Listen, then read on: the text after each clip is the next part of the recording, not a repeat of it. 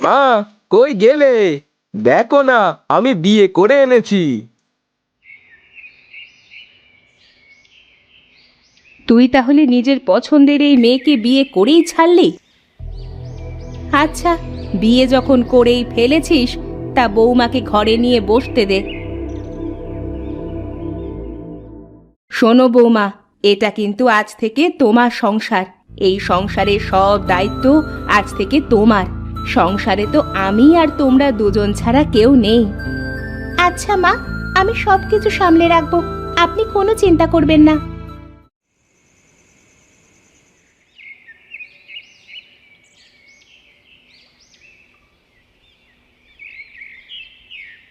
রিঙ্কু মাঠে চলে যাবে।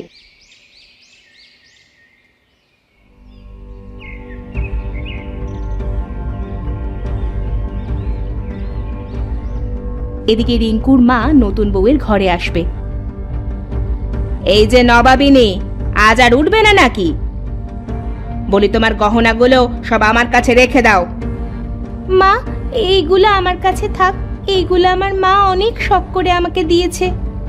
তোমার মা দিয়েছে তা কি আমি খেয়ে ফেলছি নাকি? দাও, আমি যত্ন করে উঠিয়ে রাখবো।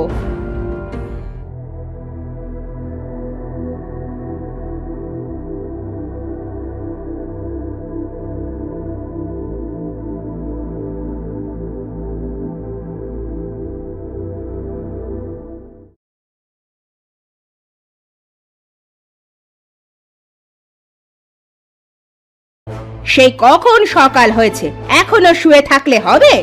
বলি বাসি কাজগুলো এই বয়সে কি আমি করব? আমায় খেতে দাও, খুব খিদা পেয়েছে। আচ্ছা মা, আপনি যান, আমি আগে আপনার খাবারের ব্যবস্থা করছি।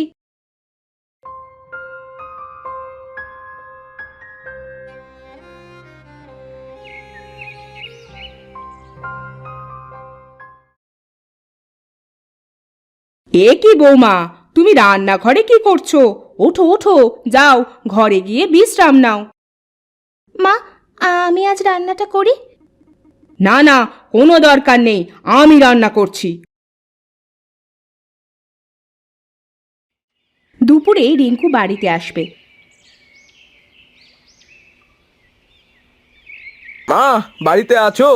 আমাকে একটু পানি দাও না, খুব তৃষ্ণা পেয়েছে।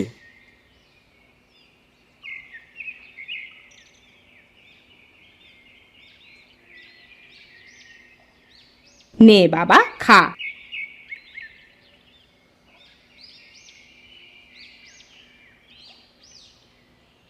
তোমার কি হয়েছে মা? তোমাকে এমন দেখাচ্ছে কেন? শরীর খারাপ নাকি? না, আসলে কথাটা যে কিভাবে বলি। তুই কি মেয়ে বিয়ে করে এনেছিস বাবা? সকালে বাসি কাজ করতে বললাম, করলো না। আর এখন দেখ, এই বয়সে আমায় রাঁধতে হচ্ছে।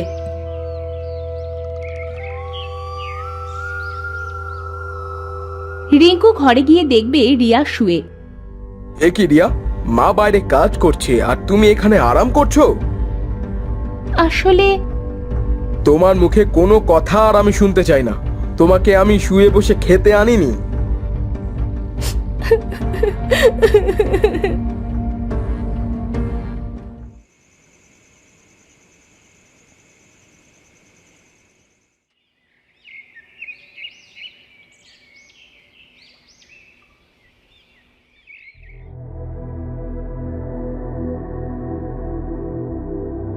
বৌমা, আজ তো চাল নেই, ঢেকিতে ধান ভানতে হবে। গিয়ে ধানগুলো ভেনে আনো। মা, একা একা কিভাবে ধান ভানবো আমি? আপনিও চলেন না আমার সাথে। আচ্ছা চলো তাহলে, কিন্তু আমি বসে থাকবো আর তুমি ঢেকি পাড়াবে। আচ্ছা মা।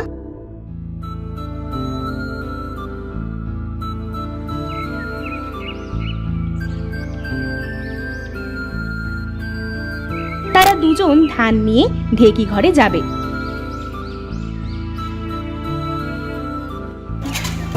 রিয়া পাড়াবে, তার শাশুড়ির নোটের কাছে বসবে।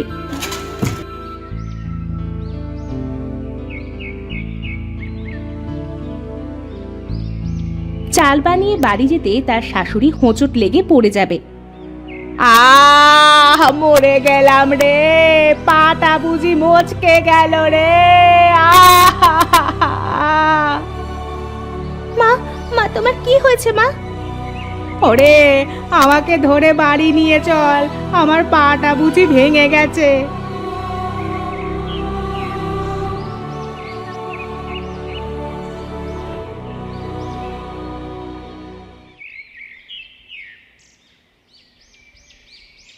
রিঙ্কু মাঠ থেকে বাড়ি ফিরবে, মায়ের কান্না শুনে ঘরে যাবে। আহা, আমি মনে হয় আর হাঁটতে পারবো না রে। মা, তোমার কি হয়েছে? কাঁদছো কেন মা? ওরে, কি পোড়ামুখী আনলি রে! আমার বয়স হয়েছে, আমাকে নিয়ে গেল ঢেকি ঘরে। বলি, আমি কি এখন আর ঢেকি পাড়াতে পারি? আহা, গেলাম পড়ে, আর পাটা গেল ভেঙে। এইসব আমি কি শুনছি রিয়া? মায়ের এই বয়সে তুমি এনাকে দিয়ে ঢেকি পাড়িয়েছো?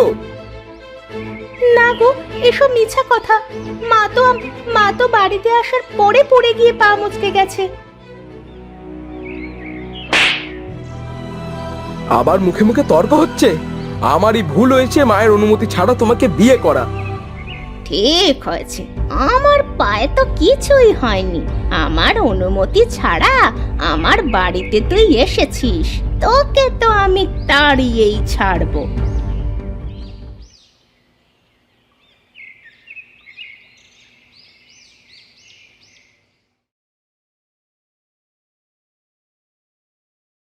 কই গো, বলছি চাষির অবস্থা বেশি ভালো না। অনেক টাকা সার মাটি কিনতে হবে। তোমার গহনাগুলো বিক্রি করলে খুব ভালো হতো। তোমাকে না হয় পরে আবার গড়ে দিতাম।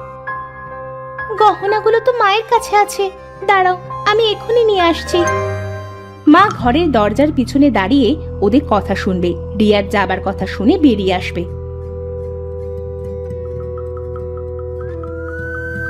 হায় হায় বৌমা, এ তুমি কি বললে? গহনা আমার কাছে রেখেছো মানে? কখন রাখলে? কেন মা, সেদিন যে আপনার কাছে দিয়েছিলাম, আপনি মিথ্যা বলছেন কেন? শোন বাবা, তোর বউয়ের কথা শোন, আমাকে চোর বানাচ্ছে। আহা, হায় হায় হায়, আমার পোড়া কপাল।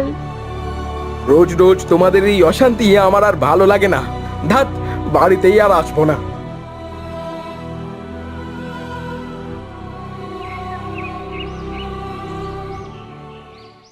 রিঙ্কু গ্রামের রাস্তা দিয়ে মাঠের ভেতরে একটা গাছের নিচে বসবে।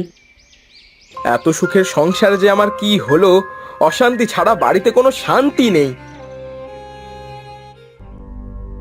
এদিকে শাশুড়ি রিয়াকে বলবে, মুখ পড়ি, আমার ছেলের কাছে আমাকে ফাঁসাবি, কোনো দিনও পারবি না। মা, আপনি আমার নামে সব সময় মিথ্যা বলেন। আপনার এই মিথ্যুক মুখোশ একদিন ঠিকই আপনার ছেলে জানতে পারবে। কি বললি? আমি মিথ্যুক? তবে রে দাঁড়া।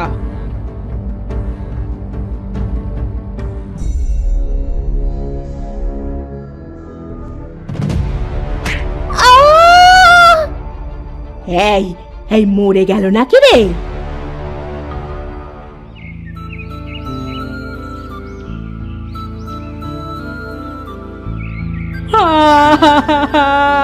কি হলো আমার বৌমাটার? টিউবওয়েলে পড়ে মারা গেল। মা, কি বলছো এসব? রিয়া মারা গেছে?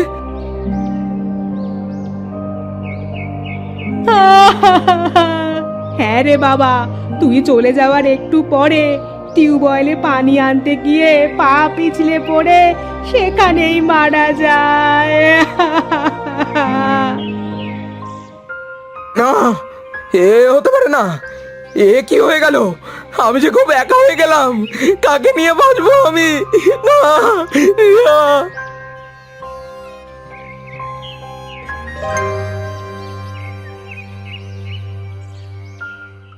যাক, আপদটা বিদেয় হয়েছে, খুব বাঁচা বেঁচে গেছি। ওকে আমার একদম সহ্য হতো না। এই হার, বালা, আংটিগুলো এখন থেকে সব আমার।